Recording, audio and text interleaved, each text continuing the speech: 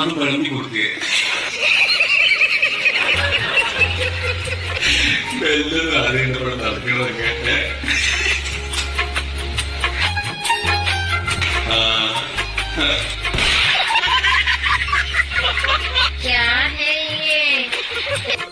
എനിക്ക് ഒരു പുറത്തൂല്ല മോളെ. നമ്മളെ കറക്റ്റ് നമ്മള് രചിച്ചിട്ടില്ല. ഇപ്പൊ ഞാനത് ട്രാൻസ്ലേറ്റ് ചെയ്തേണ്ട ആവശ്യം ഉണ്ടാവില്ലല്ലേ.